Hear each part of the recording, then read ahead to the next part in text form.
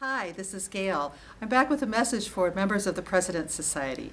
I was in New York City a week or so ago for the opening of Peter Cease's new exhibition called Cartography of the Mind. It's a retrospective of some of his work in illustrating all of his wonderful books. If you have collected his books, given them to your children and grandchildren as I have, I was just amazed. Words can't describe how beautiful the original artwork is. So if you would like to see that, it's actually coming to Cedar Rapids for a show that will open in September, and it will be up through the end of the year. I urge you to come and see it. Peter himself will be here in September, and we're planning some events around his visit.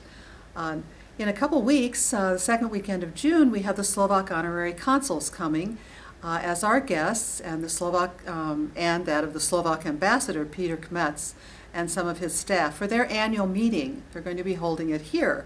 And so we're really looking forward to being able to entertain them. We work with the honorary consuls a lot around the country in putting on national programming. Some of the things coming up on the national venues this summer are traveling exhibits. In the summer, we've got traveling exhibits in Pittsburgh, Omaha, Cleveland, Chicago, New York City. In the fall, we have them in San Francisco, Chicago, LA, and Washington, D.C. And then we also are taking our play, Finder's Daughter, on the road. This play was commissioned for the opening of the Faces of Freedom exhibition, and we're going to be showing it in Omaha on July 18th and in Chicago on August 16th.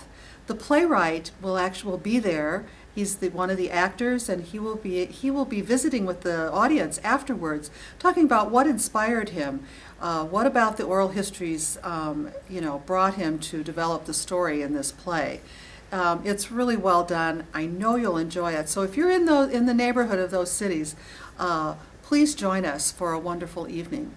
I think last time I mentioned that we were working on a Dvorak project.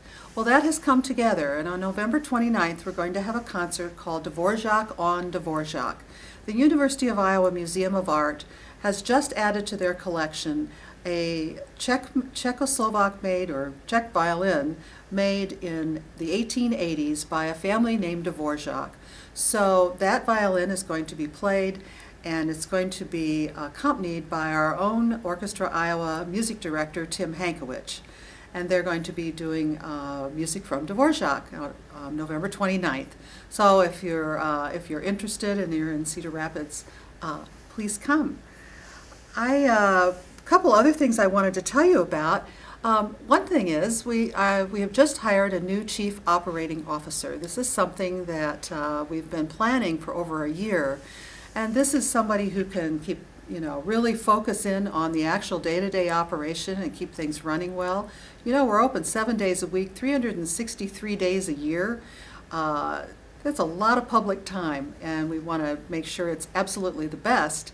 And then that also relieves me of some of the day-to-day operations, so I'm hoping to get out more and travel more and see more of you more often. I wanted to tell you about the fact that we're sitting in the Hemphill Theater here. The staff and I, this is one of our most favorite places in the museum. It's just the right size. There are about 50 seats.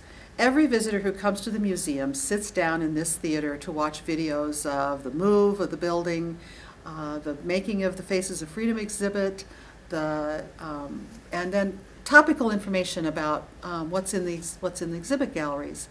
And this year we're starting an opportunity to honor people with their name on a seat in the theater. So if that's something that you're interested in, or you know somebody who might be, as kind of an unusual but visible way to honor them, contact us. We'd be glad to help you arrange that.